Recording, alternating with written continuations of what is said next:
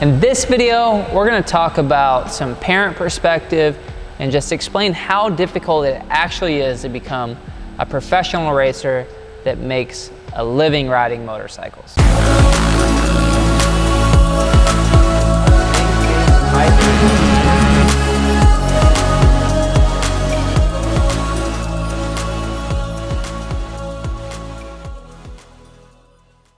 All right, so first off, I just want to clarify a few things on what does it mean to make a living riding motorcycles. And in my mind, making a living riding motorcycles is that you're getting paid enough to pay all your own bills and maybe at the end of your career have a little money left over.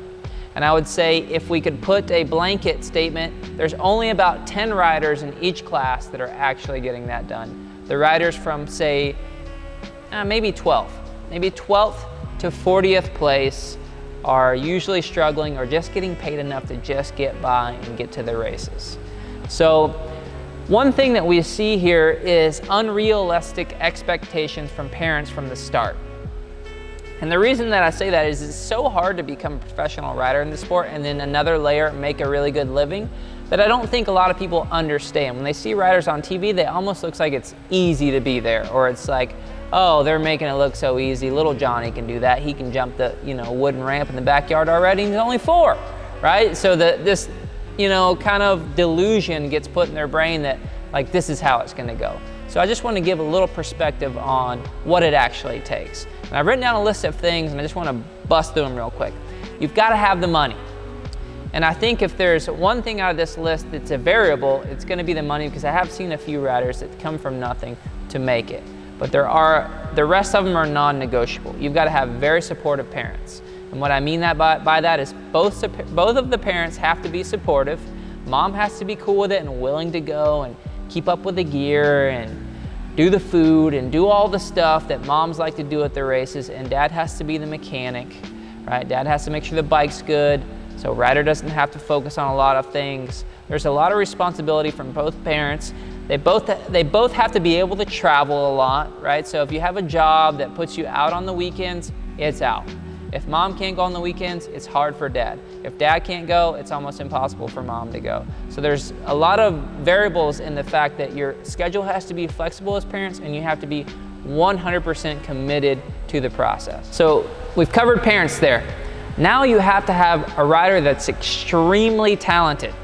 Like talented to the point where when you watch them ride, it almost makes you feel like they were born to be on a motorcycle. Like, I've seen just a few in my time, my almost 30 years of being involved with the sport, where I'm like, wow, that person's got it. If they get all of this other stuff dialed in, they're gonna make it as racers. And I've only seen a few actually do it. Right? So you have to have uber amounts of talent. And now to follow up the talent, you have to have discipline and motivation, which just so happens that the talented riders a lot of times don't have, because they get it easily. But there has to be a desire in that rider at a very young age, like a burning desire. And if you want to look at some interviews and see that desire, just click back on Adam Cianciarulo when he was young. There was something about the kid that you knew that he wanted so badly that he couldn't think about anything else. That's a very rare quality to have. And now we've seen him to go on and make a successful career for himself and win championships, right? So it's a thing that happens early. You very rarely develop this at 12, 13, 14, 15. It's too late at that point.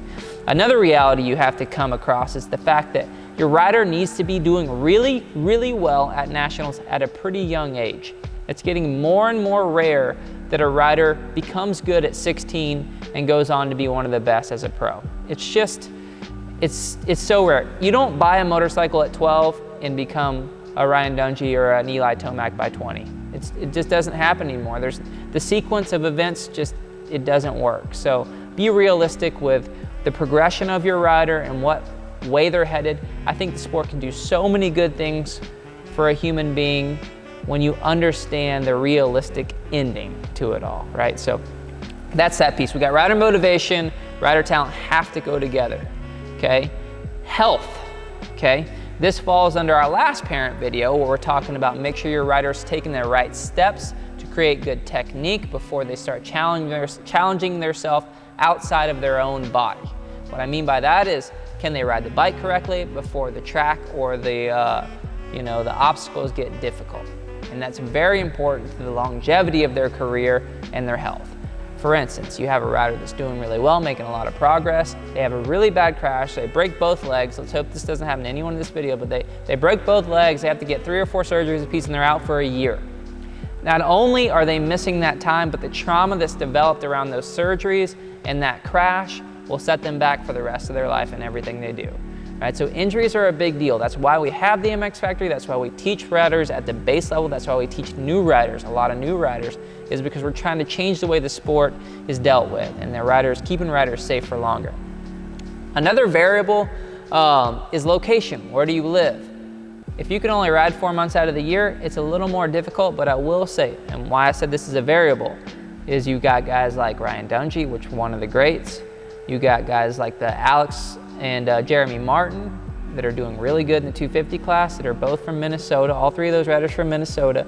And so I think when you have all of the other scenarios, like for instance, the Martin brothers, I remember racing Alex Martin, which is an older brother, a little closer to my age, in Florida. They would go south after they got good, right? I'm sure they spent their childhood riding for 4 or 5 months, and then hanging out through the winter doing other activities. What I like about that is it doesn't burn a young rider out, okay? When the brain is developing, we're not overloading the brain, we're keeping it fun, we're keeping the rider motivated. And so if you do live in the South, keep that in mind. Take a month off, random month, no injury, just, hey, we're gonna take the month off, we're going on vacation, we're gonna go play baseball, we're gonna go play basketball, we're gonna be an athlete in another way. Like, it's not going to ruin the rider, it's gonna help the rider. A lot of times you see a rider get hurt at a young age and come back more excited and actually gain speed and confidence, right? So there is that side too, where just a break is needed, okay? So location is variable, right? But if a rider is needing a lot of time to develop, it's good to be in the South. You can ride all year long, you can race all year long, and you're developing your craft as much as you can, right? So, big pieces here is just, you know, have perspective and be realistic, especially as a racer parent. You can put a lot of pressure on your kid to be someone that they're not capable of being from one of these things being off. And I don't want to be Debbie Downer, right? Because I don't want to crush anyone's dreams. I think everyone should be a dreamer, and I think they should go for their goals, but also be realistic at the end game of like, hey, if we don't become a professional racer, that's fine. What else would you like to do? Maybe you want to start an MX Factory, right? Or maybe you want to become a mechanic, or maybe you want to be a lead sales guy at one of the big motorcycle companies. Throughout your riding career, you develop those relationships. You're a good person, you're respectful. Another couple of things I didn't really mention that are very important is being a good family as a whole, and being someone that sponsors want to work with. Not the dad that's yelling at the kids at the races, not the dad that's yelling at the other parents, not the dad that's creating a scene in a negative way around him consistently. Eventually, you're gonna get cut off no matter how big your kid is or how fast your kid is. That's my spiel on that. I really hope this helps. I'm really enjoying doing these parent videos. If you guys are enjoying these as well, make sure you leave in the comments and give me some feedback. We'll keep doing them if you like the stuff. And as always, we got more videos over here. Don't forget to like and subscribe. And if you can find a little bit in your heart to make a real small monthly donation, we got our Patreon account link down here where we put that money back into the channel and keep growing and building so we can give you guys great information. We'll see you next time.